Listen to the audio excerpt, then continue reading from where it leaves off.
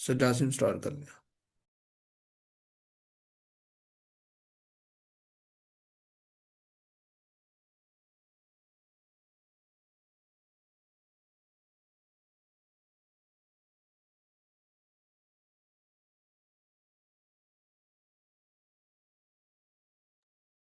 Okay, अस्सलाम वालेकुम।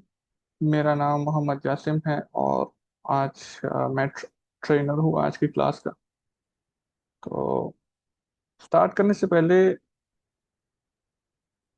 मैं हम्म, ये आपको थोड़ा बहुत आइडिया देना चाहता हूँ कि आपने सीखनी कैसी है चीज़ें, like what should be your approach for learning tools. क्योंकि आप सबको पता है कि एआई का ज़माना है और ये जो हम चीज़ें सीख रहे हैं ये एआई के ज़रिए से एक सेकंड में हो सकती है। तो फिर हम क्यों सीखें, राइट? लेकिन इस चीज़ से बचने के लिए, और वैसे ये चीज़ तो हमेशा होनी चाहिए, एक इंजीनियर और टेक्नीशियन में यही फ़र्क होता है कि इंजीनियर को कभी भी एआई बीट नहीं कर सकता।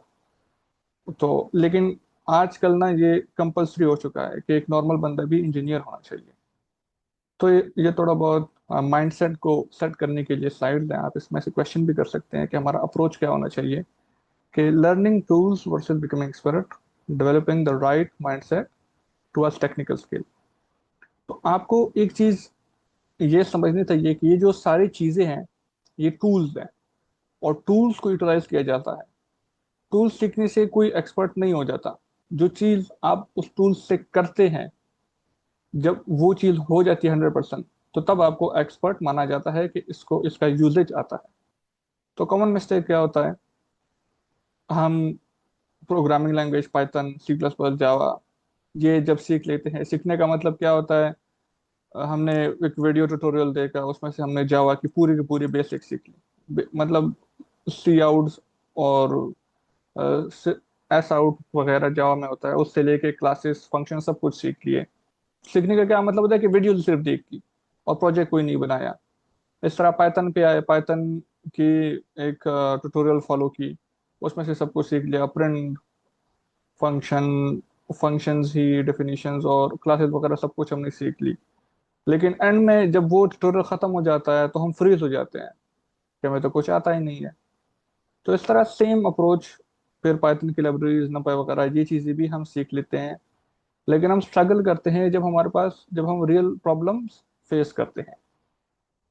तो इसका क्या मतलब है कि जैसे अगर आप ग्रेजुएट्स हैं या ग्रेजुएट्स नहीं भी हैं, अगर आप अभी सॉफ्टवेयर इंजीनियर हैं और या किसी भी फील्ड से हैं, इलेक्ट्रिक की भी हो सकते हैं, बाकी फील्ड्स का मुझे इतना अंदाजा नहीं है क्योंकि मैं खुद सॉफ्टवेयर इंजीनियरिंग से फील्ड से हूँ। तो मैंने क्लास में भी देखा है बहुत से स्टूडेंट्स वो पढ़ लेते हैं लैंग्वेजेस वगैरह, लेकिन जब सेमेस्टर प्रोजेक्ट की बात आती है तो वो फिर स्टक हो जाते हैं कि हमें तो प्रोजेक्ट करना ही नहीं आता, ये कैसे होगा, हमने तो इतना नहीं सीखा, अब तो ये बहुत ज़्यादा डिमांड कर रहे हैं। इशू वो नहीं है कि वो ज़्यादा डिमांड कर रहे हैं, इशू ये है कि हमने गलत सीखा। इशू ये है कि हमने चीज़ों को मेमोराइज किया बजाय इसके कि हम उन चीज़ों से प्रॉब्लम सॉल्व करना स्टार्ट करें। तो हमने प्रॉब्लम्स नहीं सॉल्व की, हमने सिर्फ उनको मेमोराइज किया। तो ये काइंड ऑफ एक अंडरस्टैंडिंग में देना चाहता हूँ कि टूल्स से पहले भी प्रॉब्लम थे। सही है, आजकल जो हम टूल्स हर चीज के लिए देखते हैं, इससे पहले भी तो प्रॉब्लम्स थे ना। आप खुद सोचिए, हम स्टोन एज से आए हैं, बल्कि स्टोन एज से पहले से, पहले तो लोगों को कुछ भी नहीं पता था। फिर एग्रीकल्चर आई, इस तरह स्लोली चीजें डेवलप हुई। तो वो डेवलपमेंट कैसी हुई? वो डेवलपमेंट ऐसी हुई कि लोगों ने प्रॉब्लम्स देखे। Before modern libraries people still solve problems. लोगों ने प्रॉब्लम्स देखे, उन प्रॉब्लम्स को लोगों लोगों ने सॉल्व करना स्टार्ट किया। और फिर किसी को, लाइक लोग फिर भी प्रॉब्लम सॉल्व करते थे, लेकिन उनमें से कोई एका दो का इस तरह होता था जो कि सोचता था और वो ऑप्टिमाइज वे में, एफिशिएंट वे में, टाइम को सेव करने के लिए वो वाला अप्रोच यूज करता था। तो उस उन लोगों की वजह से आज हम ये सारे टूल्स देख रहे हैं। और फ्यूचर में भी टूल्स आएंगे, ये जो अभी हम टूल्स यूज कर रहे हैं ये ऑब्सोलीट हो जाएंगे। जिस तरह एआई आ गया, एआई भी तो किसी ने सोचा ना कि एक दिमाग होना चाहिए जो कि सब कुछ करे, मैं कुछ भी ना करूं। अब देखो, ये इसको हम लेजीपन कहते हैं, सही है, लेकिन लेजीनेस और बोर्डम ही न्यू इनोवेशंस को इन्वेंट करती है। तो पहले रोट लॉन्गर कोड, ये कुछ मतलब एक स्पेसिफिक एग्जांपल हो गया। Rote longer code, use manual calculations, they build everything from scratch. तो फिर क्या हुआ? To reduce effort, to reduce repetition, to increase speed and efficiency, to minimise human error, इसकी वजह से हमने टूल्स क्रिएट की। और जैसे मैंने बताया, टूल्स इवॉल्व ओवर टाइम। पहले क्या होती थी? मैनुअल कैलकुलेशन, फिर क्या आई? बेसिक प्रोग्रामिंग, फिर स्पेशलाइज्ड, और even more efficient. Basic programming मतलब जो पहली वाली थी, जो कि हमारे जमाने में नहीं है, पहले लोग वो करते थे। उसके बाद जब हमारे जमाने वाले लैंग्वेजेस, प्रोग्राम लैंग्वेजेस इंट्रोड्यूस हुए उनको, तो उन्होंने भी ये कहा कि अब तो हम यूजलेस है। लेकिन नहीं, अभी भी देखो प्रोग्रामिंग चल रही है। स्पेशलाइज्ड लाइब्रेरीज जैसे कि numpy वगैरह आज हम डिस्कस करेंगे, जो कि स्पेसिफिकली डिजाइन हुई है एरेज को हैंडल करने के लिए, विद एफिशिएंट, विद स्पीड। और इसके बाद भी और भी एफिशिएंट टूल्स आएंगे। The evolution will continue. तो अब जैसे मैं एक एनालॉजी यहाँ पर प्रेजेंट करता हूँ कि हर टूल जानने से आप मैकेनिक नहीं बन जाते। इसका मतलब क्या है कि हर लैंग्वेज को सीखने से, आपने पाइथन भी सीख ली, जावा भी सीख ली, सी प्लस प्लस भी सीख ली, हर चीज आपने सीख ली, उसका मतलब ये नहीं है कि आप एक्सपर्ट बन चुके हैं। आप एक्सपर्ट तब बनेंगे जब आपके सामने एक प्रॉब्लम आ जाए, और उस प्रॉब्लम को आप एफिशिएंट, सही, राइट टूल और एफिशिएंट वे में आप उसको सॉल्व करें।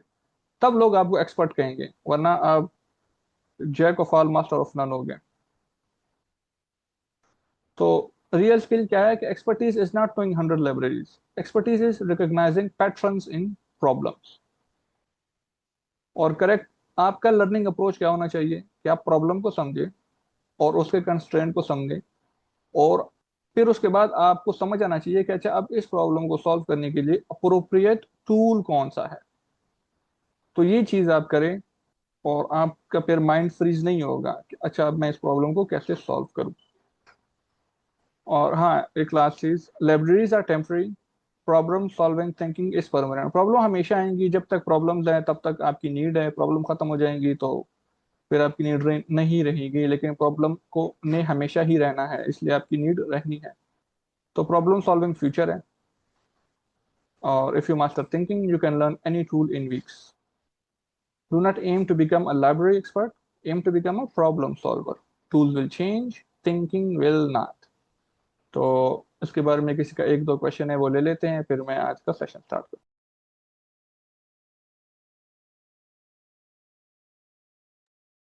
सर आई थिंक हमें स्टार्ट कर लेना चाहिए, हमें क्वेश्चन को बाद में एड्रेस करना चाहिए।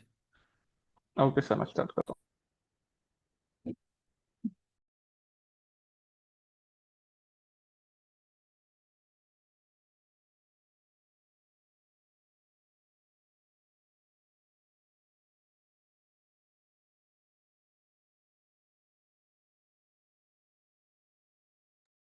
सर, इतना जूम सही है या और भी जूम करूँ? ठीक है, मेरे साइड तो ठीक लग रहा है, बाकी मुझे लग रहा है ठीक है, फाइन। अच्छा, तो आज हम पढ़ेंगे नमपाई और पैंडस को। अगेन इसमें बेसिक्स से कवर होंगी। आपको इंट्रोड्यूस कराया जाएगा कि नमपाई के जरिए से हम क्या कर सकते हैं, थोड़ा बहुत हिंट दिया जाएगा। और पैंडास के जरिए से हम क्या कर सकते हैं। नमपाई एंड पैंडास दोनों जो है वो पाइथन की लाइब्रेरीज है। जिस तरह बाकी भी लाइब्रेरीज होती है, इस तरह नमपाई और पैंडास भी पाइथन की लाइब्रेरीज है। और अब हम इसकी, अच्छा, नमपाई और पैंडास को हम डेटा एनालिसिस वगैरह के लिए यूज करते हैं। मशीन लर्निंग की, ये आप कह सकते हैं कि मशीन लर्निंग के लिए जो हम डाटा को हैंडल करते हैं, डाटा की क्लीनिंग वगैरह होगी या डाटा से इंसाइट्स लेना, तो उनके लिए हम ये दो लाइब्रेरीज, अच्छा, सिर्फ ये दो नहीं यूज होती, बहुत ज़्यादा लाइब्रेरीज हैं, लेकिन ये दो मोस्ट कॉमनली यूज है। तो नंपाई के बाद एक डेफिनेशन पढ़ते हैं कि नंपाई is a library for numerical computing, widely used for handling arrays and matrices in ML.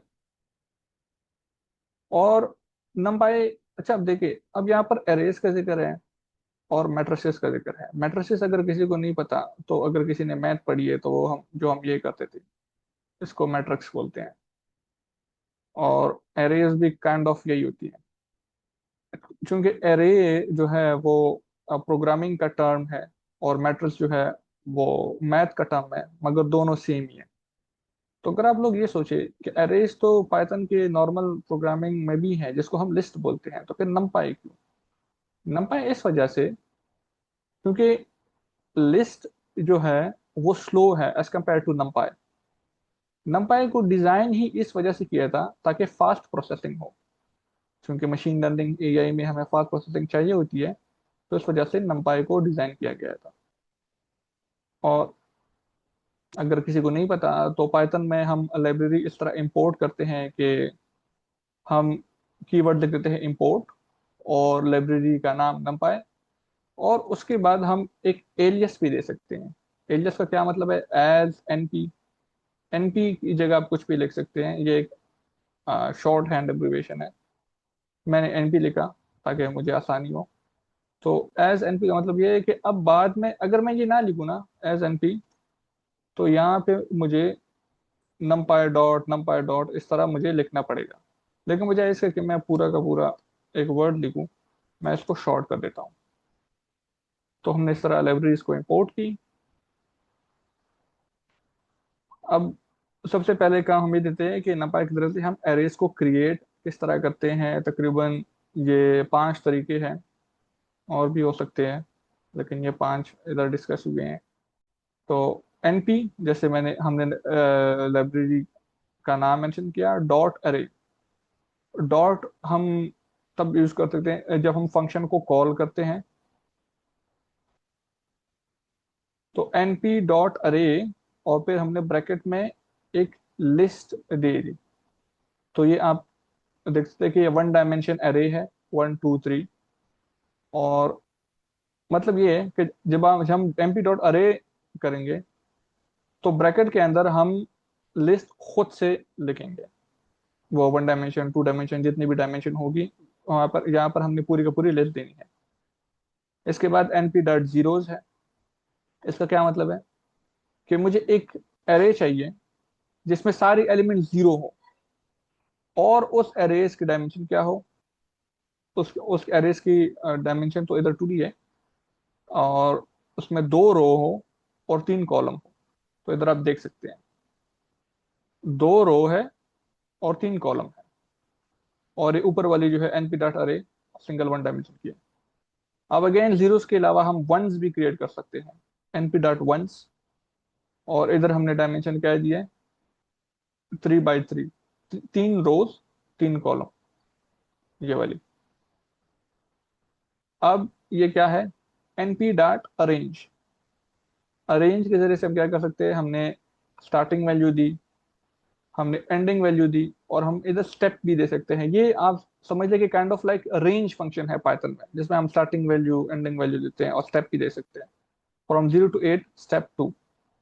तो आप ये देख सकते हैं 1 डायमेंशन की 0 to 8, और स्टेप इसका क्या है? 2, मतलब 2 के बाद ये जंप कर रहा है।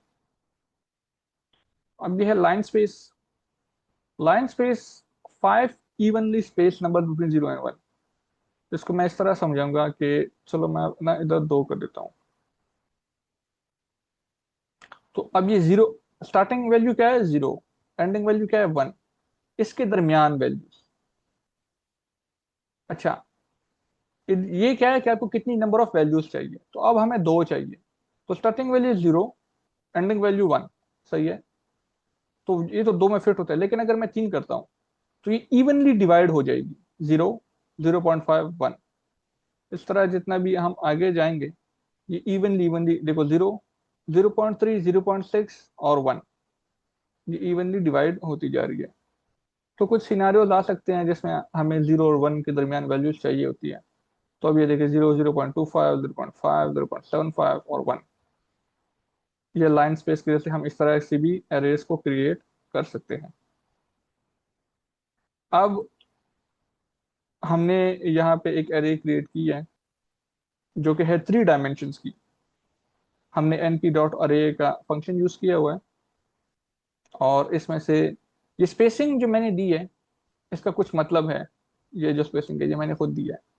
तो सबसे पहले तो आप ये देखें, बल्कि उसको छोड़े, सिर्फ और सिर्फ ये देखिए, ये खुद में से एक अरे है, वन डायमेंशन है। सही है। इसके बाद कॉमा के बाद एक और वन डायमेंशन अरे, कॉमा के बाद एक और वन डायमेंशन अरे। तो इसको अब इनक्लोज किया है इस ब्रैकेट्स में, जो कि इसको बनाती है टू डायमेंशन। सही है। लेकिन इसमें हम एक और स्टेप भी आगे गए हैं, इसको हमने बनाया है थ्री डायमेंशन। सही है। अब डायमेंशंस का अगर किसी को मसला हो रहा है तो होना भी चाहिए, क्योंकि ये मैथ के थोड़े बहुत क्वेश्चन है। अच्छा, अगर हम इस तरह करें, वन वन वन, अब ये वन डायमेंशन है। सही है। अगर हम इस तरह करें तो ये टू डायमेंशन है ये वाली। लेकिन अब थ्री डायमेंशन कैसे बनेगी? थ्री डायमेंशन ऐसे बनेगी कि वो एक दूसरे के पीछे होगी। रुको, मैं थ्री डायमेंशन का एक पिक्चर दिखता हूँ। थ्री डायमेंशन अरे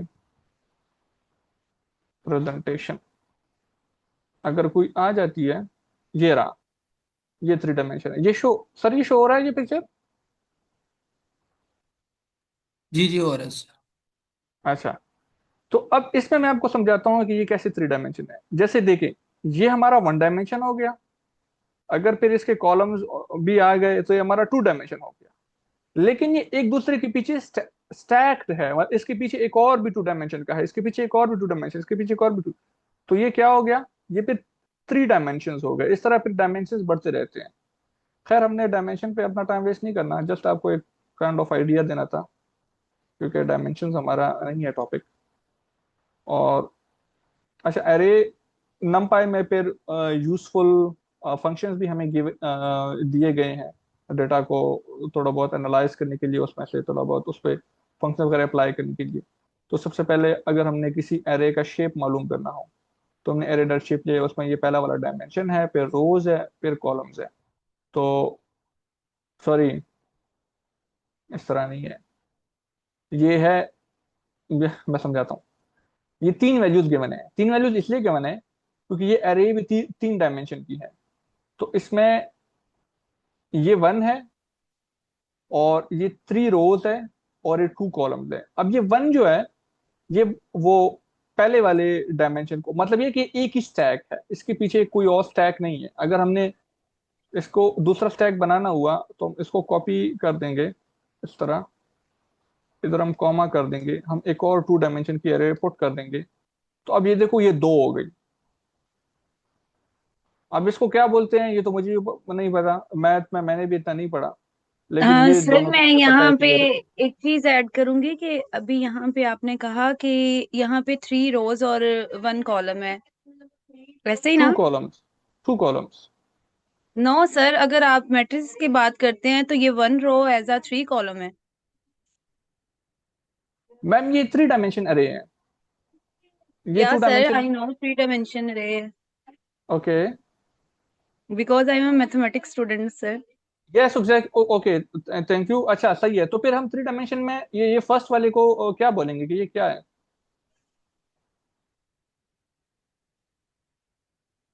बस आप इसको एज अ कौन से चीज में ले रहे हो, as a row column wise ले रहे हो या फिर किसी और चीज अरे में ले यहाँ रहे हो? मेरे ख्याल कंफ्यूजन है, आप ओपन करके इसको लिख के दिखा दें कि ओपन करके ऐसे लिखा जाता है।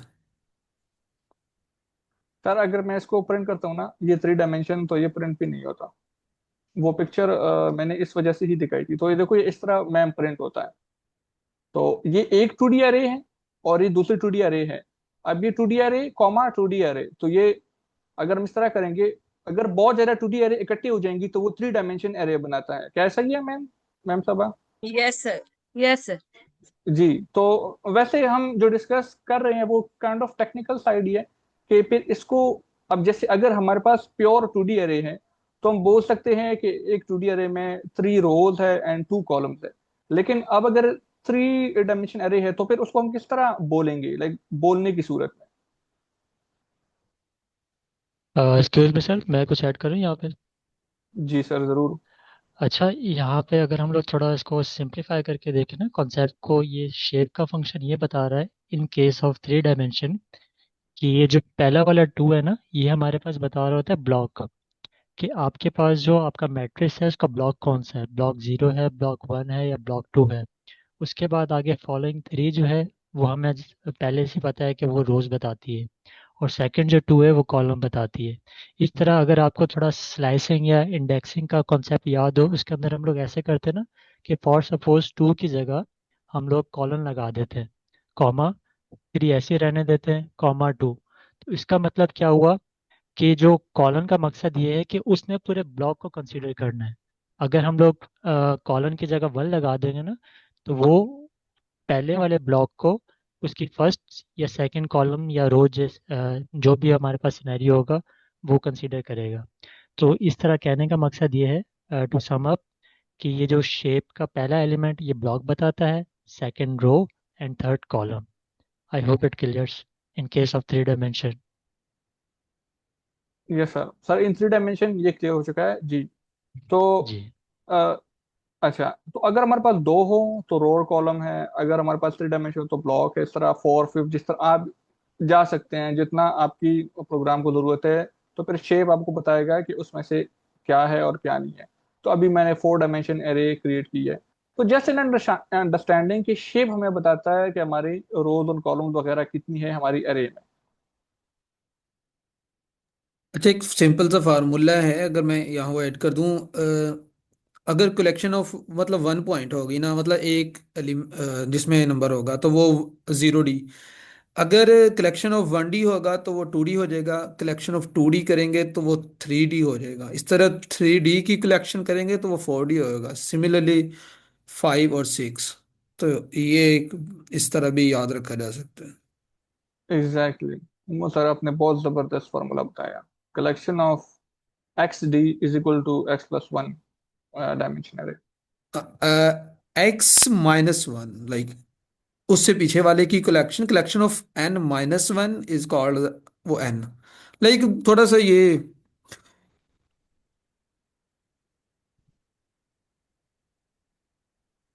X D is equal to x plus one D, क्या इस तरह सही है? मतलब one D is equal to two D. नहीं, collection of x is equal to x नहीं, देखें एक्स डी तो वो एक्स प्लस वन होगा ना, फिर एक्स माइनस वन उससे पीछे वाले की, अच्छा, collection of x minus one is equal to the, फिर तो ये एक्स हो गया ना सर। हाँ, एक्स एक्स यस। हाँ, सही है। एक्स माइनस वन करे या एक्स एक्स प्लस वन करे, सेम बात है, लेकिन चलिए खैर। ये आप लोगों को समझ आ चुका होगा। वैसे ये थोड़े बहुत मैथ्स के कंसेप्ट है, ये कोई जरूरी भी नहीं है। तो लेकिन फिर भी हम आपको एक काइंड ऑफ ओवरव्यू टाइप दे रहे हैं। हाँ, तो ये इसमें इसका रोल है ना ज्यादा आगे, वो कंप्यूटर विजन की तरफ होता है, इसलिए ये डिमेंशन का मोस्टली लोग टॉपिक मिस कर जाते हैं, या ये टेंसर वाली चीजें तो इवन कि इसका रोल होता है, ज्यादातर लोग मिस कर देते हैं इसको कंप्यूटर विजन में, पिक्चर एनालिसिस के अंदर, वहाँ डिजाइन, वहाँ पे इसका ज्यादा यूज है, काफी ज्यादा। जी सर, जी सर, आप सर बिल्कुल ठीक कह रहे हैं। तो ये फ्यूचर के लिए ज़रूरी है, इस वजह से मैंने डिस्कस किया। लेकिन इस क्लास में हम बेसिक्स पढ़ेंगे, लेकिन फ्यूचर में ये बहुत ज़रूरी है डायमेंशंस को अंडरस्टैंड करना। तो अच्छा, हम एक और नंपाई ने हमें दिया है फंक्शन, जो कि हमें स्पेसिफिकली बताता है कि इस एरे की कितने डायमेंशन है। तो अब मैंने इसको फोर डायमेंशन वाली बना दी है। तो ये फोर हमें शो करे, और इसका साइज क्या है? इसकी साइज है 24। तो यहाँ पर थोड़ी बहुत हम इंडेक्सिंग इसके चेक करते हैं। अच्छा, ये अरे सुन के मैंने चेंज कर लिया, तो ये फिर काम नहीं करेगा, तो मैं इसको रिवर्स थोड़ा कर देता हूँ। हाँ, अब ये 0 2 0, अगर चूंकि ये थ्री डायमेंशन है तो उस वजह से यहाँ पे इंडेक्सेस भी तीन है। और ये पाइथन की स्लाइसिंग है, ये तो आई थिंक आप सबको पता होगी। अगर ये कॉलन इस तरह गिवन है तो उसका मतलब है कि यहाँ पे बेसिकली रो दिया जाता है और यहाँ पे कॉलम दिया जाता है, सही है। तो अगर ये इस तरह है तो उसका मतलब है कि सारे रोज को इकट्ठी करो फर्स्ट कॉलम की। अगर इस तरह गिवन है तो इसका मतलब है फर्स्ट कॉलम, बल्कि second column, zero column first होता है, वन कॉलम सेकंड होता है, सेकंड कॉलम सेकंड रो, और सारे के सारे कॉलम्स, ऑल रोज कॉलम वन, रो वन ऑल कॉलम्स। ये कॉलन का मतलब है कि सब के सब को आप सेलेक्ट कर लें। इसको प्रिंट करने की कोशिश करते हैं, अगर ये नहीं हुआ, हाँ जी ये देखो आ गया।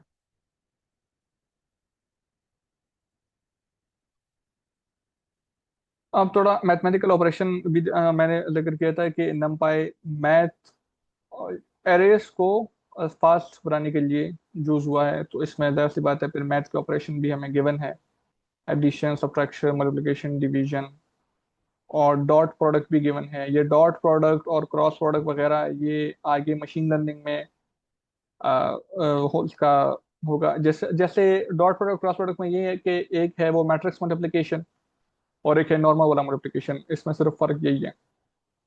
और डॉट प्रोडक्ट मेरे ख्याल में जो है वो मैट्रिक्स मल्टीप्लिकेशन है, अगर कोई मैथ के बैकग्राउंड से, या अगर नहीं भी है, ये तो हम सब ने पढ़ा है कि इस तरह वो मैट्रिक्स जो मल्टीप्लाई हो रहे थे, तो इसको इसके साथ मल्टीप्लाई करे, फिर इसको इसके साथ, और फिर आपस में प्लस करे, वो काइंड ऑफ था मैट्रिक्स मल्टीप्लिकेशन। एक और है np.random.rand, तो इसके जरिए से हम, अच्छा इसमें मसला पता नहीं किधर आ रहा है। 2 to 5 सही है। तो ये सर रैंडम नंबर। मेरा यहाँ पे क्वेश्चन है, sorry for interrupt that. Sir मुझे बेसिक सारी आती हैं इसकी मैथ की, लेकिन एज अ ए प्रोग्रामिंग में या पाइथन में थोड़ा सा, जैसे अब आप बता रहे हैं, शायद इसमें थोड़ा सा कंसेप्ट थोड़ा चेंज है। मैम कंसेप्ट नहीं चेंज, लेकिन आप किधर बता रही हैं कंसेप्ट किधर, आपको कौन से क्वेश्चन में लगा कि कंसेप्ट चेंज है? जैसे ये देखे ना, अभी आपने बताया ये टेंसर वाली चीजें, ये आई नो, मुझे सारी चीजों का पता है। बट यहाँ पे ये मल्टीप्लिकेशन वाला हो गया या फर्स्ट रो फर्स्ट कॉलम में, दैट्स इट बाय। लेकिन जब आप इसको इधर परफॉर्म कर रहे हैं, तो ये थोड़ी सी मेरे लिए है चीज, बाकी बाकी इसमें कोई मसला नहीं है, कोई वो नहीं है, मुश्किल नहीं है। मैम जैसे मैंने स्टार्ट में बताया ना, अगर आपको मैथ आती है ना, तो प्रोग्रामिंग को आप एज अ टूल ले लेना। अब आपको चाहिए ना मैट्रिक्स मल्टीप्लिकेशन, आप चैट जीपीटी जी में जी लिखे बिल्कुल। कि how can I perform matrix multiplication in Python. अब मैंने नंपाई भी नहीं लिखा, मैंने पाइथन लिखा। अब देखते हैं, यूजिंग नंपाई डायरेक्टली आ गया। और फिर नंपाई में हम कैसे करेंगे? np डॉट डॉट, सही है। ये आपको यस कराएगा sir. Pure mathematical matrix multiplication. तो इस तरह आपने आपने लर्निंग को इस तरह लेना है, सही है। जी जी जी sir. Okay, any thank you other sir. Question? You welcome, no worries. तो ये वाला जो है ये रैंडम एरे हम अगर हमने क्रिएट करना चाहा, तो ये वो क्रिएट कर देता है। मतलब बहुत से एरेज है, फंक्शंस है, यूजफुल फंक्शंस नंपाई में जो कि हम यूज करते हैं। अगेन क्रिएट एन अरे विद 16 एलिमेंट्स, और इसको रीशेप करे 4 by 4 में। इस तरह अगर हम इसको ही इधर प्रिंट करें बिफोर रीशेपिंग, तो ये एक इस तरह ए 1 डायमेंशन की अरे है, लेकिन हमने इसी को फिर क्या किया, 1 डायमेंशन को हमने रीशेप किया 4 by 4 में। तो अब हम अभी हमें समझ नहीं आएगी कि ये तो फजूल किस्म के फंक्शंस गिवन है, इसका तो कोई यूज ही नहीं है। लेकिन जैसे अब मैम ने डिस्कस किया कि मुझे तो मैट्रिक्स मल्टीप्लिकेशन आती है, लेकिन मुझे उसको माइथन की जरिए से करना है, तो उसके लिए डॉट प्रोडक्ट मौजूद है। लेकिन हमारे लिए चूंकि हमें नहीं पता कि हमने इसको यूज करना किधर करना है, वही अप्रोच है ना, कि टूल को यूज करना और प्रॉब्लम को सॉल्व करना दो डिफरेंट चीजें हैं। जब आपके सामने प्रॉब्लम आ जाए, और और फिर एक चीज मैडम, सब आपके लिए जिसका मैथ स्ट्रॉन्ग है ना, उसके लिए ये प्रोग्रामिंग या कोडिंग कुछ भी नहीं है।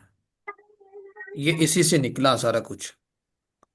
तो आपके लिए तो कोडिंग कुछ भी नहीं होगी, प्रोग्रामिंग बस थोड़ा सा आपको इसके ऊपर टाइम लगाना है, अदरवाइज ये आपके लिए बहुत आसान होगा। जी मैम आप सर चैट जीपीटी बिल्कुल। यूज करें। जी जी सर। सर मैं करती हूँ। थैंक यू, गुड जी जी सर, चलिए। जी। वेलकम। अच्छा, तो पाइथन का थोड़ा बहुत इंट्रोडक्शन हो गया, थोड़ा बहुत, और अब हम पैंडास की तरफ जाते हैं। पैंडास भी पाइथन की एक लाइब्रेरी है। नमपाई में हम एरेज वगैरह को डिस्कस करते हैं, प्योरली एरेज को, और उसी पे ही हम फंक्शंस को अप्लाई करते हैं। इसमें हम इतने ज़्यादा फंक्शन अभी मैंने नहीं इंट्रोड्यूस करवाए, बाकी स्पेसिफिक फंक्शंस अभी ज़रूरत भी नहीं है, लेकिन आप लोग देख सकते हैं इसके वेबसाइट्स पे। ये इसका ओरिजिनल नमपाई का वेबसाइट है जिसकी सारा डॉक्यूमेंटेशन है, सब कुछ इसमें गिवन है। तो अब आते हैं पैंडास पे। पैंडास लाइब्रेरी जो है, ये एक टेबुलर डेटा जो होता है उसके लिए एक ज़बरदस्त लाइब्रेरी है। टेबुलर डेटा को अगर मैं सिंपल करूँ, मेरे ख्याल में यहाँ पे जितने पार्टिसिपेंट हैं उन सब ने एक्सेल शीट तो यूज़ की होगी। तो जिस फॉर्मेट में एक्सेल शीट है उसमें जो हम डेटा को मैनिपुलेट करते हैं, मैनुअली जो चीज़ हम करते हैं, तो मोस्टली वो चीज़ें पैंडास लाइब्रेरी के जरिए से हम कर सकते हैं। डेटा को मैनिपुलेट करना, उसको यूज़ करना, उस पर ऑपरेशन अप्लाई करना, और फिर इन द एंड इस डेटा को हम प्रेजेंट भी कर सकते हैं, ग्राफ्स वगैरह। उसके लिए एक अलग लाइब्रेरी यूज होती है जो कि हम कल डिस्कस करेंगे। तो डाटा के मैनिपुलेशन के बाद हम इसको ग्राफ में किस तरह प्रेजेंट करते हैं वो भी हम पाइथन के जरिए से कर सकते हैं एक अलग लाइब्रेरी के साथ। तो अब पैंडास को थोड़ा बहुत डिस्कस करते हैं। अच्छा, ये नमपाई, पैंडास, ये सारे लाइब्रेरीज इंटरलिंक्ड है। तो हाँ, अच्छा, पैंडास भी हमने इंपोर्ट की है, इंपोर्ट पैंडास एसपीडी। अच्छा, याद रखिए जो लाइब्रेरी हम इंपोर्ट करते हैं ना, जो बिल्ट इन पाइथन की लाइब्रेरी नहीं होती, जो बायर की होती है, तो उसको हम पहले इंस्टॉल करते हैं। तो अगर आप इस तरह करें इंपोर्ट पैंडास और आपका एरर आ रहा है, तो इसका मतलब यह है कि ये लाइब्रेरी आपके सिस्टम में इंस्टॉल नहीं है। सही है, तो उसको पहले इंस्टॉल करनी होती है। और वो किस तरह इंस्टॉल करते हैं वो आप यूट्यूब की शॉर्ट वीडियो 1-2 मिनट की देख सकते हैं। तो इसमें मेन चीज होती है डेटा फ्रेम। इसको हम बोलते हैं डेटा फ्रेम। तो डेटा फ्रेम में ही सारा डेटा होता है, उस पर ही सारी ऑपरेशन वगैरह अप्लाई होते हैं। तो इधर अप्रोच जो यूज की गई है कि नंपाई का एक एरे लिया गया है, एक एरे बनाया गया है, और नेम्स उसको उसका नाम दिए गए हैं, और एजेस रैंडम के जरिए से 20 और 40 के दरमियान के एजेस भी आए हैं 3, और सैलरीज भी आई है 30,000 और 60,000 के दरमियान इवनली स्पेस्ड 3 सैलरीज आई है। अब ये 3 नंपाई के अरेज है, हमने क्या किया, इसको हमने डेटा फ्रेम में पुट किया। ये कॉलम के नेम्स है, देखो एक्सेल शीट में ऊपर क्या होते हैं, कॉलम के नेम्स होते हैं ना। तो ये कॉलम के नेम्स है, नेम एज सैलरी, और वैल्यूज जो है वो ये वाली है। ये नंपाई के जो अरेज है 1 डायमेंशन के, ये हमने इधर पुट कर लिया। और जब हमने इसको प्रिंट किया तो इस तरह का कुछ स्ट्रक्चर आ गया। ये मेरा माउस उधर नहीं जा रहा, लेकिन इस तरह का कुछ स्ट्रक्चर आ गया एक्सेल शीट की तरह। तो इसमें हम मोस्टली क्या करते हैं, डेटा को हम रीड करवाते हैं किसी फाइल से। ये सीएसवी फाइल और एक्सेल शीट फाइल, इसमें मेन डिफरेंस ये है कि सीएसवी बेसिकली है कॉमा सेपरेटेड वैल्यूज, और फिर उसको शेप दी गई है एक्सेल की। लेकिन ये सेम ही है, आप इधर एक्सेल की फाइल भी रीड करा सकते हैं, लेकिन इधर हमने सर सीएसवी आपने की वो फाइल। सॉरी कट कर रहा हूँ, वो सीएसवी फाइल कहाँ पे है? सर सर अगर किसी ने, सर उसके लिए लाइक मुझे लाइव दिखाना पड़ेगा। अच्छा, सीएसवी फाइल किधर है, वो इधर, ये ड्राइव इसकी बात कर रहे हैं। जी सर, वो बेहतर होगा अगर आप करवा देंगे, इससे ना फायदा होगा इनको कि कैसे ली, और ये भी थोड़ा सा बता दें। चले ये कल बता लेंगे कि ये आपने कैगल से कैसे डाउनलोड की, फिर इसकी क्लीनिंग कैसे की। तो ये चीज़ अगर इस तरह बताना मेरे ख्याल ज़रूरी है, अगर हम ये कह सर रहे हैं वो कि बात, हमारे प्रैक्टिकल। सर जी सर वो बात तो सही है, कैगल वगैरह वाली वो फिर मैं कल कर दूंगा, कल के क्लास में, क्योंकि हाँ वो सर, ये फिर। ज़्यादा टाइम का नहीं है, जी कल निकाल के रख लेना है। मतलब यहाँ से हमने डाउनलोड किया और जस्ट हमने सिंपली यहाँ अप्लाई किया, 2-3 मिनट का काम होगा। जी तो कल सर, कर लेंगे। बेसिकली कल का, हम्म। यस सर, कल का जो है वो प्रेजेंटेशन का है ना, ग्राफ वगैरह का, तो उसमें मैं पूरा कैगल से एक शीट डाउनलोड कर लूंगा, मतलब सिखा दूंगा, फिर उसमें एनालिसिस और ग्राफ रिप्रेजेंटेशन वो कल कर लेंगे। चलें ठीक है। असल में ये ठीक है सर, डाटा आप शो आज। करवा रहे थे, मैंने सोचा शायद अभी ये कैसे करवा रहे हैं, तो फिर इसलिए इनको पता चल जाए डाटा कहाँ से रहा, जिनको नहीं पता फर्स्ट टाइम है। जी जी, तो वैसे अभी मैं अभी के लिए मैं बस इतने बता दूंगा कि हमने एक फाइल रीड कराई है। एक फाइल है टेस्टेड के नाम से, उसके एक्सटेंशन डॉट सीएसवी है, और उस फाइल में कुछ डेटा पड़ा है इस तरह का, ये जो आपके सामने है।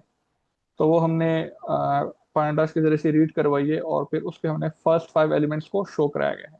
इस तरह ये कॉलम की नेम्स हैं और ये रिकॉर्ड्स शो हुए हैं। सर मेरी यस मैम, आपका माइक ओपन है। चले सही।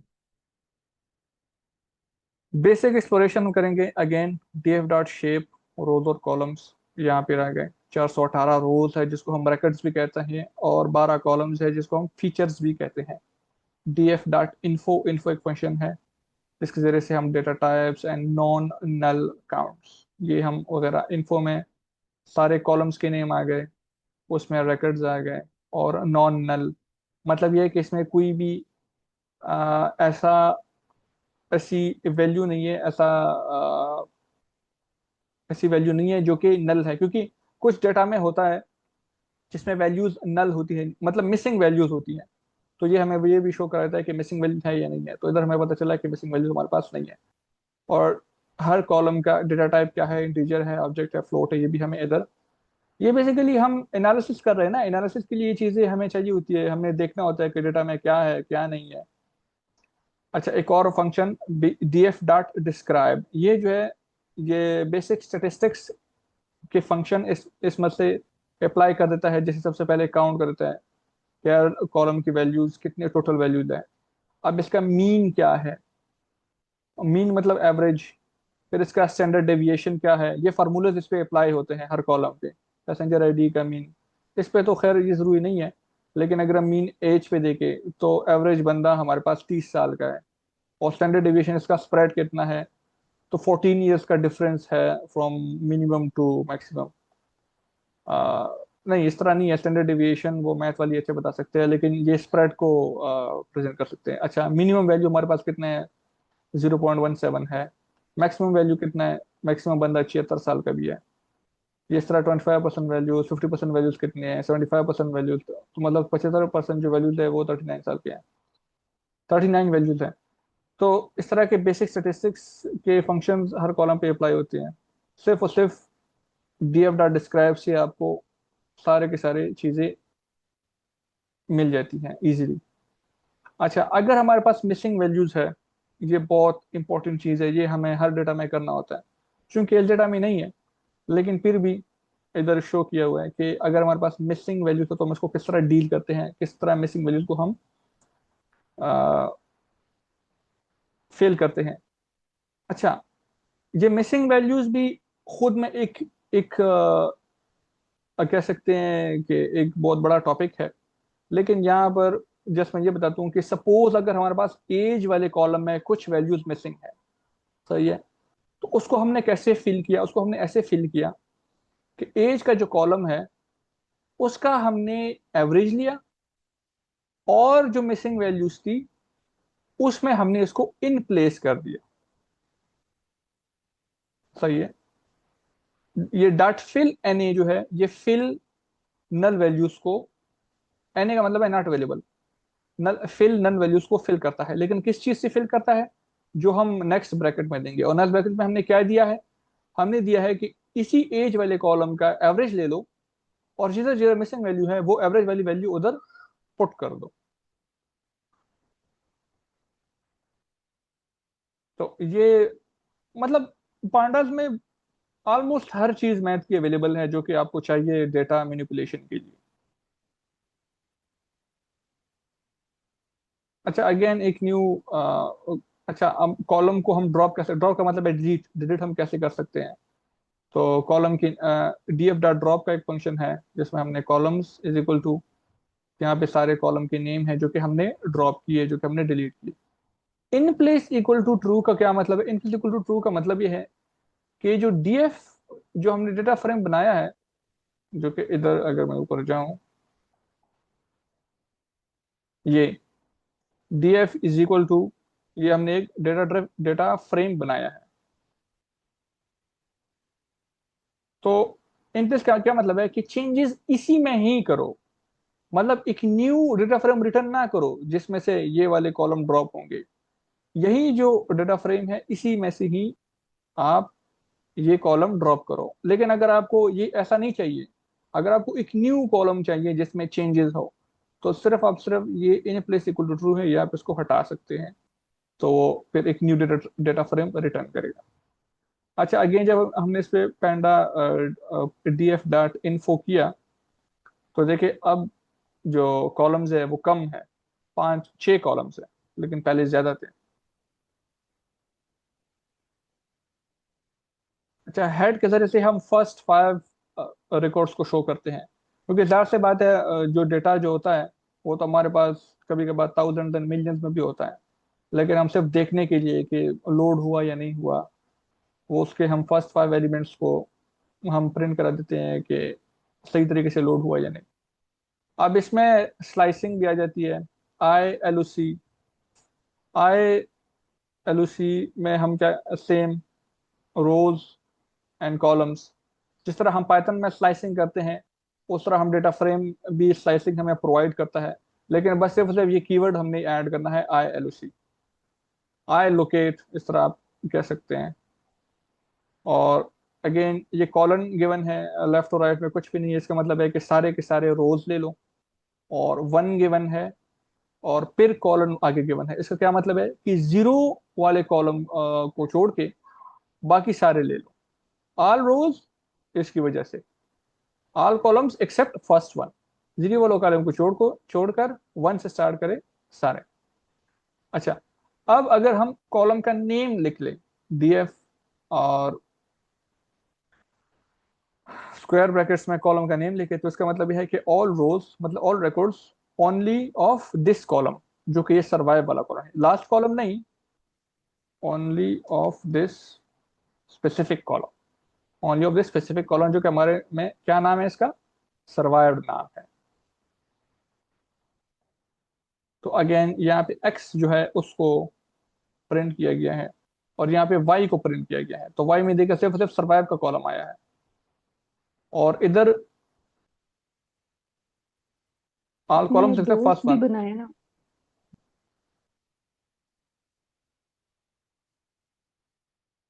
अच्छा, अब एक मिनी रियल लाइफ प्रोजेक्ट करते हैं काइंड ऑफ अंडरस्टैंडिंग के लिए सर एक कि। क्वेश्चन ले लें। ये सर उस्मान का हैंड था, उससे पहले एक सर और का भी हुआ था, वो भी पूछ लें जी अगर पूछना है तो। जी सर। जी सर, उस्मान मेरे ख्याल पूछ रहे थे कि एनाकोडा को जो डाउनलोड करना ज़रूरी है उसका यूज़ इसके लिए, या कोलैब पे सारा काम हो जाएगा। सर, अगर आप बिगिनर हैं और आप सीख रहे हैं और आप छोटे मोटे प्रोजेक्ट इवन हैकाथॉन्स वगैरह में भी या छोटे मोटे प्रोजेक्ट कर रहे हैं, तो कोलैब बेस्ट है। कोलैब में ही आप सब कुछ कर लें, क्योंकि जब आप बिगिनर होते हैं ना, तो आप बहुत सी लाइब्रेरीज को इंस्टॉल करते हैं, डिलीट करते हैं, वर्जन वगैरह भी उसके आपको नहीं पता होती है कि कौन सा वर्जन मैंने यूज करना है कौन सा नहीं, ये वर्जन वगैरह जो है ये एक बहुत बड़ा हेडेक होता है। तो आप अगर आप बिगिनर है तो आपके लिए काइंड ऑफ एग्जॉस्टिंग होगा कि आप हर टाइम वर्चुअल इन्वायरमेंट बना रहे हैं, हर टाइम आप न्यू लाइब्रेरीज को इंस्टॉल करा रहे हैं। इससे बेहतर ये है कि आप कोलैब में ही सारा प्रैक्टिस करें। लेकिन अगर आपने एक स्पेसिफिक प्रोजेक्ट करना है और आपको पता है कि आप क्या कर रहे हो, ये बहुत चीजें, ये एक बहुत इंपॉर्टेंट पॉइंट है, आपको पता है कि आप क्या कर रहे हो, आपको पता है कि आपने कौन से वर्जन की लाइब्रेरी डाउनलोड करनी है, तो फिर हाँ, एनाकोंडा डाउनलोड कर ले। एनाकोंडा नहीं तो वर्चुअल इन्वायरमेंट पाइथन के जरिए से डाउनलोड करे, वो भी कर सकते हैं। हर किसी की अपनी प्रेफरेंस होती है, या एनाकोंडा या वर्चुअल इन्वायरमेंट। अच्छा सर, मैं इसलिए पूछ रहा था कि जैसे कि मैं लास्ट टाइम एक प्रोजेक्ट बना रहा था, तो इस पे गूगल कोलैब पे एना रन टाइम का आ रहा था, मतलब प्रोजेक्ट बनाते बनाते वो सारा उसने उसने डाटा डिलीट कर दिया। तो इसलिए मैं सोच रहा था कि एनाकोंडा ज़्यादा बेहतर है या गूगल कोलैब पे ही किया जाए वो ज़्यादा बेहतर है, क्योंकि मेरा हाल आई थिंक एनाकोंडा मेमोरी बहुत लेता है। जी जी, जाहिर सी बात है, एनाकोंडा आपके सिस्टम की मेमोरी लेगा ना, और कोलैब जो है वो तो आप मोबाइल पे भी चला सकते हो। तो डिफरेंट तो मैंने बता दिया। अब जैसे आपने कहा ना आप प्रोजेक्ट कर रहे हो, तो इसका मतलब एक पर्सनल चीज है। पर्सनल चीज है तो मेरे ख्याल से वो सिस्टम पे करनी चाहिए, क्योंकि कोलैब जो है वो आप ट्रेनिंग के लिए यूज करें, प्रोजेक्ट्स वगैरह के लिए जो पर्सनल होते हैं उसके लिए मैं रिकमेंड नहीं करता। जी ठीक है, मतलब बेसिक्स के लिए हम यूज़ कर सकते हैं, बेसिक जो काम करना है गूगल कोलैब पे कर सकते हैं, बाकी प्रोजेक्ट बनाना है स्पेसिफिक तो उस पे एनाकोंडा पे बनाए। हाँ, एनाकोंडा भी बनाए, एनाकोंडा जरूरी नहीं है, वर्चुअल इन्वायरमेंट भी हमारे पास होता है, उसमें भी बना सकते हैं, लेकिन हाँ, एनाकोंडा पे बनाए आप अगर बनाना चाहते जी ठीक है sir, thank you so much. हैं। जी वेलकम। सर हमजा। जी सर, मेरा क्वेश्चन ये था कि अभी डीएससी की प्रॉब्लम हम कर रहे होते हैं तो उसमें हम लोग कभी कभी एक ना एम्प्टी लिस्ट बनाते हैं जीरो, और फिर उसको अपडेट करते हैं, जिस तरह आपने यहाँ पे बताया था कि हम एम्प्टी जीरो से भी एक लिस्ट बना सकते हैं वन अरे की। तो क्या हम इसको भी मतलब यूज कर सकते हैं डीएससी में? हमने ऐसा क्यों नहीं यूज किया, मतलब जो इंस्ट्रक्टर पढ़ाते हैं हम इस तरह यूज क्यों नहीं करते? अगर आप जिस तरह से बताया था कि एमपी फास्ट होती है कंपेयर टू लिस्ट, तो उसमें हमारे पास टाइम जो है ना वो मतलब टाइम कम्प्लेक्सिटी कम नहीं हो जाएगी? मेरी आंसर। अच्छा सर, ये पहली बात तो ये है कि हम यहाँ पे डेटा एनालिसिस पढ़ रहे हैं। ये अगर आप ये स्पेशल क्वेश्चन अगर आप डीएससी के क्लास में करें तो वो आपको बहुत अच्छे तरीके से समझा देंगे, लेकिन अगर मैं आपको थोड़ा बहुत समझाऊं तो टाइम कम्प्लेक्सिटी पे इस तरह असर नहीं होता। आप दो कॉन्सेप्ट्स को मिला रहे हैं। टाइम कम्प्लेक्सिटी एक अलग चीज है और फास्ट प्रोसेसिंग एक अलग चीज है। तो ये दोनों डिफरेंट चीजें हैं, और ये क्वेश्चन आप डीएससी की क्लास में मैं आपको इनकरेज करता हूँ कि आप ये चीज जरूर पूछें। वहां पे आपको डिटेल के साथ समझा देंगे कि टाइम कम्प्लेक्सिटी किस तरह नमपाई की यूज करने से इफेक्ट नहीं होती उस पर। अगर आप लिस्ट यूज करें या नमपाई यूज करें तो इससे टाइम कम्प्लेक्सिटी अफेक्ट नहीं होती। ये आपको वो समझा देंगे डिटेल में। जी, नेक्स्ट। सर मेरा आपसे ये क्वेश्चन था कि जैसे भी आपने पीछे हमें ये जो हमने पढ़ा है एरेज के बारे में, आपने कहा कि इसमें हमारी मैथ स्ट्रांग होनी चाहिए। तो हम इस चीज़ को कैसे इम्प्रूव कर सकते हैं, क्योंकि जैसे हम अभी लेक्चर देख रहे हैं तो हमारे पास लाइक हमें कुछ ऐसे 50% समझ आ रही है और 50% नहीं। फिर भी अच्छा, हम सुन रहे हैं मैं कर ताकि देता हमारे हूँ दिमाग क्लियर। में कुछ ना कुछ पड़ता नो, रहे। मैं कर देता हूँ क्लियर इसको, मेरे क्वेश्चन समझ आएगा, डोंट वरी। आपको मैट्रिक लेवल का आता है मैथ? थोड़ा जी जी बहुत जी। प्लस माइनस आती है? जी सर जी। इनफ है, इनफ, मोर देन इनफ। वो थोड़ी बहुत सीखनी है, वो आपने इधर ही सीख लेनी है साथ साथ। ठीक है सर ठीक है। ठीक है। जी। और जी। आपका बैकग्राउंड नेचुरल साइंस का लग रहा है ना? नहीं नहीं सर, मेरा सॉफ्टवेयर इंजीनियर का ही बैकग्राउंड है। हाँ, फिर तो आपको मसला ही नहीं है। ये तो वैसे थोड़ी बहुत ही मैच चाहिए होती है अकॉर्डिंग टू सर जफर। और हमारे जो जब जितना हम इधर देख रहे हैं, कभी कोई एडवांस मैथ तो यूज़ हुई नहीं है। सर अगर आप आगे भी चले जाएं तब भी मतलब एमएल वगैरह हम वो करते हैं आपको तो। सिखा लेंगे जितनी ज़रूरत होगी, वो लोग जहाँ ज़रूरत होगी। ओके। ठीक है सर ठीक अच्छा है। मैम अभी आप ग्रेजुएट हो चुके हैं या आप मतलब क्या है आपका? सर मैं ग्रेजुएट हो चुकी हूँ। सही है। तो आपने यूनिवर्सिटी में स्टैटिस्टिक्स वगैरह के सब्जेक्ट्स तो पढ़े होंगे। जी जी सर, मैंने पढ़े थे। मैं मैथ्स में काफ़ी सही भी थी, लेकिन अभी मैं इसको दोबारा से सब कुछ ना मतलब जीरो से कर रही हूँ कि ये सब कैसे अच्छा, होगा, तो मैं सब कुछ करना चाहती हूँ। सही है। तो मसला नहीं है, अगर आपने एक दफा किए हुए हैं ना तो मसला जी जी। नहीं है। वो जब आप दोबारा करेंगे जब आपको जरूरत पड़ेगी, अभी आपको कोई जरूरत नहीं है। जब आप प्योर एमएल में जाएंगे ना, जब आपके इंशाल्लाह आपका जब पीएचडी हो जाएगा उधर उधर जब आप प्योर एमएल करेंगे तब आपको जरूरत पड़ेगी। पड़ सकती है, ये भी कंफर्म नहीं है। सही है। ठीक है तो सर ये ठीक है। जरूरी नहीं है। तो ये चीज ये बहुत इसको माइंड में ना रखें, तो इंशाल्लाह क्योंकि सर हो वो जाएगा आपने कहा मसला। ना पहले कि वो एरेज आपकी तभी क्लियर होंगी इफ़ यू आर लाइक आपको मैथ्स आपकी सही हो, तो वो मैं इसलिए कंफ्यूज हो गई थी थोड़ा कि अच्छा, नहीं, समझ नहीं आ रहा था वो वाला वो टॉपिक। तो मैं मैम सबा से बात कर रहा था, क्योंकि चूंकि वो मैथ बैकग्राउंड से है तो मैं ठीक है उससे सर वो ठीक। थोड़ा बहुत टेक्निकल क्वेश्चन पूछ रहा था, लेकिन उसका असर आप लोगों पे नहीं है। मैं भी खुद सॉफ्टवेयर इंजीनियरिंग बैकग्राउंड से हूँ, मैं भी तो ये कर रहा हूँ, मुझे भी तो मैथ्स नहीं आती। आप तो फिर भी मैथ में सही थे, मैं तो मेरा तो मैथ बहुत खराब था। मुझे पता है कि अच्छा मैंने अच्छा। कैसे अपने मैथ के सब्जेक्ट पास किए हैं। बस ये अच्छा मेरे अच्छा ख्याल में आपके लिए इंडिकेशन काफी है। ठीक है सर ठीक। और ठीक है। इसके बावजूद भी मैं सिल्वर मेडलिस्ट हूँ। सही है। तो मैथ के खराब होने के बावजूद भी तो ये मैटर नहीं करना चाहिए। सही है। ये अच्छा जस्ट मैं अच्छा इसलिए अच्छा बता ठीक रहा है हूँ। सर ठीक। जी। जी, कोई ओके इशू नहीं सर है, ओके इजी ओके। रहे। ओके अच्छा। ओके। ओके, नेक्स्ट किसी का क्वेश्चन है? अस्सलाम वालेकुम, my name is Tamanna and I am basically from biotechnology background. और मेरा प्रीवियस जितना भी बैकग्राउंड है वो सारा बायो से रिलेटेड है। So I am zero at computer. Even तो थोड़ी बहुत बेसिक्स का मुझे मैथ्स का पता है, लेकिन मैं ये पाइथन और कुछ जो सॉफ्टवेयर्स हैं इंपॉर्टेंट जो मुझे बायो इन्फॉर्मेटिक्स में काम आ सकते हैं उनको सीखना चाह रही हूँ। तो अभी मैंने जो लेक्चर आप समझा रहे बहुत अच्छा है। मुझे थोड़ा थोड़ा बहुत समझ आ रहा भी है, लेकिन ज्यादा नहीं भी आ रहा क्योंकि ऑफ कोर्स न्यू है सारा कुछ।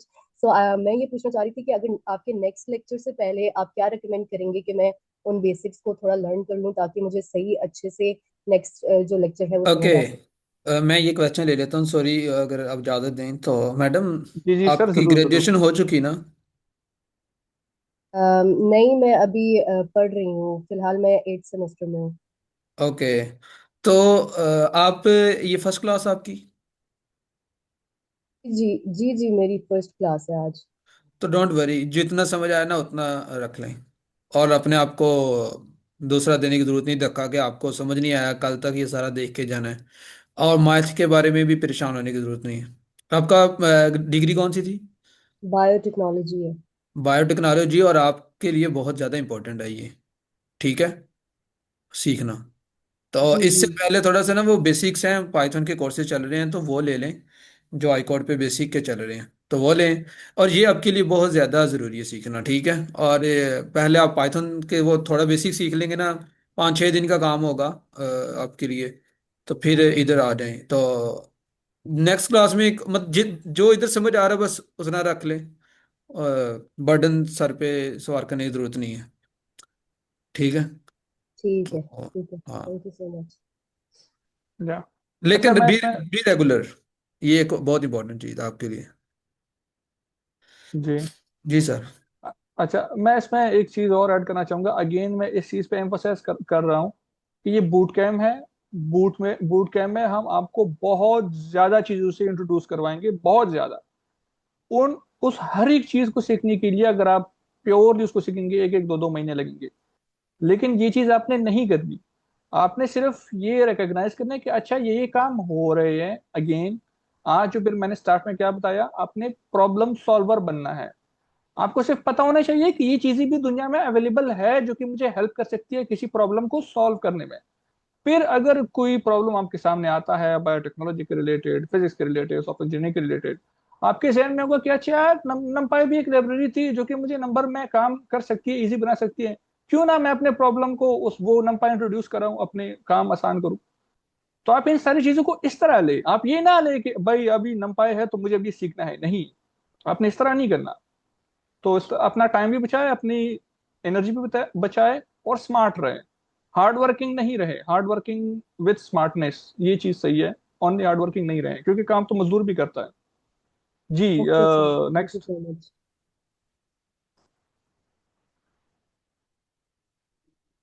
जी सर, तालाब का हैंड रेज है। जी सर, मेरा क्वेश्चन ये है कि मेरा भी आज फर्स्ट डे है, और मुझे दूसरी बात यह है कि इसके लिए कितनी पाइथन आनी चाहिए। मेरा सीएस का बैकग्राउंड है। अ, और सर मेरी अभी डिग्री फिनिश हुई है, ग्रेजुएशन हुई है अभी भी। आपको दूसरी लैंग्वेज आती हैं? कोई एक लैंग्वेज? सर पाइथन भी हमने यूनिवर्सिटी में की थी, लेकिन इतनी नहीं की थी। हाउ तो नाउ नॉट अ है बिग पाइथन। डील, आपके लिए मसला ही कोई नहीं है। अपनी पाइथन को बाकी जाकर है तो ना वो जो हम्म, W3 स्कूल से रिवाइज कर लें जस्ट। ठीक है सर। और इसके अलावा जावा आती है और सी प्लस प्लस आती है सर। नहीं, तो डार्ट आपका और इसके लिए आपको किसी चीज़ के बारे में परेशान, अगर जावा तो वो CSS तो आपको पता है सिंटैक्स का डिफरेंस होता है। लॉजिक तो जी वही सर। होता है। तो डोंट वरी, जस्ट रिवाइज कर लें। आपके लिए बहुत आसानी का एक दिन का काम है। ठीक हो गया सर। जस्ट W3 स्कूल पे जाएं और रिवाइज कर लें। और कल के ये तो आपने पहले भी नमपाई के बारे में सुना होगा, तो इसको भी रिवाइज कर लें साथ, आपके लिए नहीं काम कोई भी मुश्किल। ठीक है सर। जी बिल्कुल सही है। और जिनका बैकग्राउंड जावा और सी प्लस प्लस से है ना, मैं आप सबको बता दूं कि जावा और सी प्लस प्लस का सिंटेक्स कितना हार्ड है एज कम्पेयर टू ये पाइथन। अगर आप लोग पाइथन की क्लासेस ले रहे हैं, आपको ये अंडरस्टैंड, आपको ये अभी तक समझ आ चुकी होगी कि ये तो हम इंग्लिश पढ़ रहे हैं, ये तो पाइथन प्रोग्रामिंग है ही नहीं। मतलब ये तो प्रोग्रामिंग लैंग्वेज है ही तो इंग्लिश है। तो जो बंदा C sharp, C plus plus, Java के बैकग्राउंड से आ रहा है, उसके लिए तो पाइथन बहुत ईजी है, क्योंकि लॉजिक सब कुछ सेम है। और सिंटेक्स आप इंग्लिश में लिख रहे हैं। ये देखो प्रिंट, मतलब क्या कहा, सी प्लस प्लस का सी आउट, जावा का system dot out dot print ln. यहाँ पे क्या लिखा है, प्रिंट। भाई प्रिंट कर दिया। क्या कर दिया, सम कर दिया, मीन कर दिया, max min, standard deviation STD का, और स्टैंडर्ड डिविएशन का शॉर्ट फॉर्म एसटीडी। सिंपल है पाइथन, बहुत इजी है। अच्छा खैर, टाइम सर हमारा ओवर हो चुका है, ये मिनी प्रोजेक्ट गो थ्रू कर लें, थोड़ा रेलेवेंट है। सर अगर आप इसका ओवरव्यू ही दे दें, बल्कि सर मिनी प्रोजेक्ट में मैं ये कहूँगा कि टाइम तो ओवर हो गया, हमें इजाज़त नहीं होती ऑफिशियली ऊपर जाने पर। लेकिन हमारी वो चीज़ें मेरे ख्याल जो करनी है वो कवर कर ली हैं, लोग ये अपने एंड पे देख लेंगे। अगर इनको समझ ना आया तो वो हम्म। फिर ये पूछ लेंगे। आप ये कर सकते हैं, 1 मिनट के अंदर इसका ओवरव्यू दे दे आपने इसमें किया क्या है और निकाला क्या है। अच्छा और मैं हाँ ये मैंने इसमें जो सारे वो जो फंक्शन हमने ऊपर किए हैं डिस्क्राइब, वो मैंने इसमें यूज किए हैं और आपको एक रियल लाइफ एक मीनिंगफुल वे में डेटा को मीनिंग दी है। कि जैसे अब देखो ये रेवेन्यूज है, रेवेन्यूज का हमने सम मीन वगैरह वो सब कुछ लिया है। अब इधर हमारे पास total revenue, average revenue, highest, lowest, standard deviation, ये सारी चीजें आई हैं जो कि आप सपोज कर ले कि एक शॉप के लिए, एक बिजनेस के लिए चाहिए होते हैं। अब हमने डेटा को रियल रियल बना दिया, लैपटॉप, फोन, टैबलेट वगैरह, उसकी क्वांटिटीज भी आ गई, उसके प्राइसेस भी आ गई।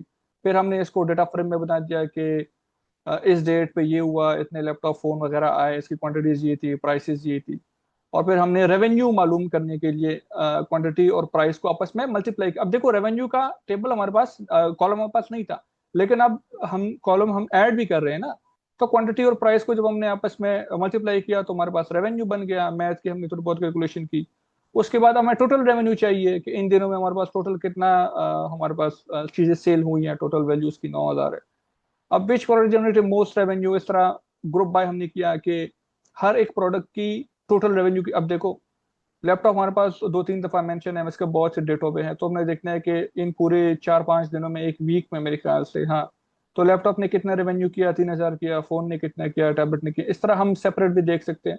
मतलब ये हमने इसी जो डेटा फ्रेम के जो पैंडास के जो फंक्शंस है रेलेवेंट, वो हमने यूज किए हैं और डेटा को हमने एनालाइज किया है और उससे हमने इनसाइट्स निकालने की कोशिश की है कि कौन सा प्रोडक्ट अच्छा काम कर रहा है, कौन सा प्रोडक्ट अच्छा नहीं काम कर रहा, कौन से अ, मतलब रेवेन्यूज हमने कौन से चीज की ज्यादा है, ये एक हमने।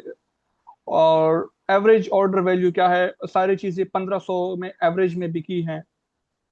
इस तरह डिस्काउंट्स अगर आपने अप्लाई करना है तो मतलब ये डिफरेंट फंक्शंस हमने यूज की है मीनिंगफुल बनाने के लिए। और फिर अगेन ये डिस्क्राइब का फंक्शन जो कि सारे स्टेटिस्टिक्स के वैल्यूज आपको दे देता है। और एंड में हमने ग्राफ यूज किया जो कि हम कल पढ़ेंगे, डिफरेंट टाइप्स ऑफ ग्राफ। उसमें हम फोन के देख सकते हैं कि इसने ज्यादा रेवेन्यू जनरेट किया है। तो इस तरह से ये फंक्शंस आप मिला के आप ये एक मीनिंगफुल प्रोजेक्ट बना सकते हैं। अगेन थैंक यू अगर सो आपको मच। पता हो कि आपने क्या करना है। जजाकल्ला थैंक सर, यू फॉर आपने बहुत अच्छी एवरीवन। प्रेजेंटेशन दी है और आपने जो स्पेशली कमेंट ऐड किए थे बड़े प्यारे ऐड किए, मैंने ऊपर भी देखे थे जो साथ साथ कोड के। तो thank you so much and again thank you participant for your time. और मैं ये कहूँगा कि नेचुरल साइंस के लिए ये चीज़ बहुत ज़रूरी है, जो मैथ के बैकग्राउंड जो सॉफ्टवेयर के लिए नहीं है उनके लिए बहुत ज़रूरी है। इनको बेनिफिशियल भी इनका 10x ज़्यादा होता है as compared to the tech background जो स्पेसिफिकली है। अल्लाह हाफिज़।